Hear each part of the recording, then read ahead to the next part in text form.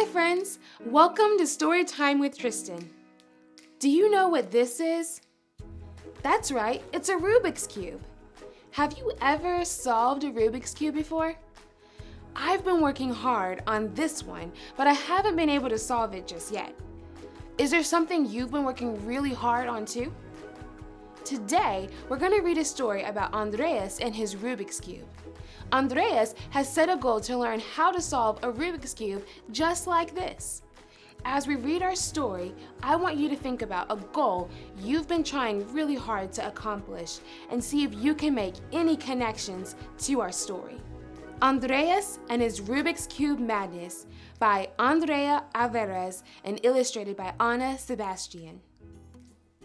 Andreas heard kids chattering outside his house. Curious, he went out and saw his friends surrounding the new kid in the neighborhood. Kino was solving a Rubik's Cube super fast. "Wow, how did you do that?" asked Andreas, admiring Kino as he finished solving the multicolored cube in his hands.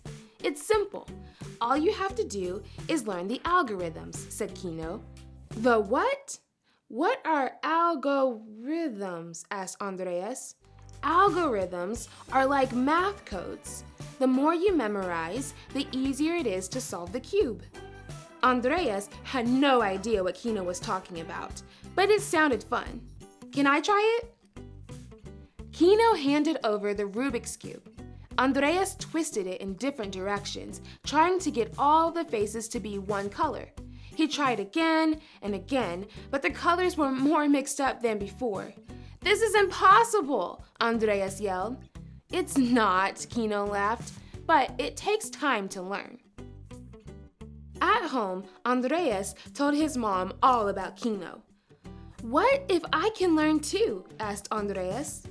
"You can do anything you set your mind to," she said, "but you must work hard." Andreas thought about this and realized he could do it too. Determined to learn, his mom bought him his first Rubik's Cube. From that day on, Andreas took the Rubik's Cube everywhere he went. He practiced at home, during car rides, on his bed, and even in his sleep. It was madness.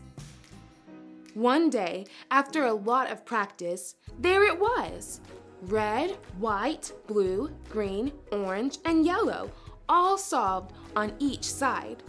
"Mom! Mom!" Andrea shouted. "I solved it! I solved the Rubik's Cube!"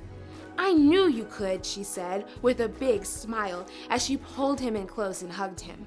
But Andreas didn't stop there. He wanted to solve it again and faster.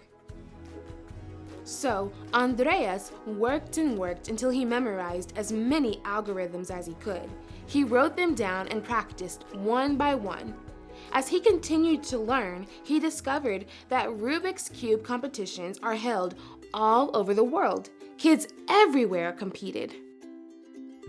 From all over the Americas to Europe, Asia, Africa, and Australia. Even in Antarctica, the coldest place on Earth. Then, a daring idea popped into his head. What if I could compete too? Andreas imagined himself competing at the biggest Rubik's Cube championship. But to qualify, he would have to first compete and solve the Rubik's Cube in 35 seconds or less. He thought about this, but not for long, because Andreas knew he had to try. During the next few days, Andreas practiced so much that his hands hurt. Sometimes when twisting the cube, the pieces would pop and fall apart. "Oh no!" he cried. But every time, Andreas put the pieces together again and practiced some more. Andreas showed Kino his progress. "Wow, 28 seconds!" Kino exclaimed. "You learned fast." "It's fun," said Andreas. "Come on, let's solve some cubes." Kino and Andreas quickly became friends, and together they practiced until the day of the competition arrived. So here they're practicing with all kinds of Rubik's Cubes. They have a 4x4, a 3x3, a 2x2, and a Pyraminx. On the day of the competition, Andreas was nervous. What if he didn't solve the Rubik's Cube fast enough to qualify? He looked around and saw that everyone was there to support him. Mom, Dad, Grandma, his cousin Joni, Kino, and even his dog Leo. The announcer called his name. Andreas confidently walked to the stage and smiled.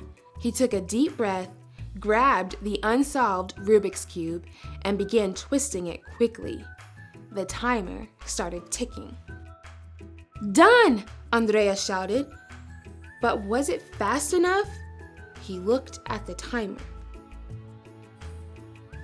15 seconds! Yes! Andreas cheered. Everyone ran up to Andreas and hugged him. "I qualified!" Andreas yelled. "You practiced every day," said his mom proudly, "but most importantly, you never gave up." Andreas was thrilled, but the happiness he felt in that very moment, surrounded by his family, was the best feeling of it all. His dream of competing at the biggest championship became true. Andreas didn't know if he would win, but he knew one thing: he was ready to try. The end. What did you learn from our story? Were you able to make some connections? I learned a lot about determination from Andreas. Andreas set a goal and worked hard to accomplish it. He worked on his goal all the time and was very determined. And once Andreas achieved his goal, he set a higher goal to solve the Rubik's Cube even faster. I could tell that Andreas really believed in himself because while he was working hard on his goal, he imagined himself already competing in the Rubik's Cube competition. I think it's important to already see yourself reaching your goals before you achieve them.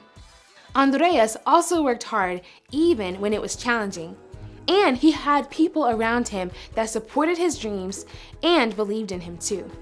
This story reminded me to never give up on my goals and dreams. I can do anything I set my mind to, and so can you. We just have to stay determined, work hard, and believe in ourselves. I'm going to keep working on my Rubik's Cube, and I hope you continue to work hard on your goals too. Special thanks to Andrea Alvarez for granting permission to read aloud Andreas and his Rubik's Cube madness.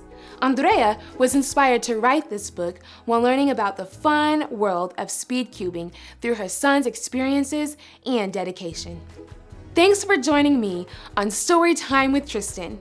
To purchase today's book, to find out how you can take an online reading class with me, or to learn how you can purchase shirts like mine to help support fostering, adoption, education, and dog rescue, click the description below. Don't forget to subscribe to my channel so that you can stay up to date on all my latest videos. I'll see you next time for another reading adventure.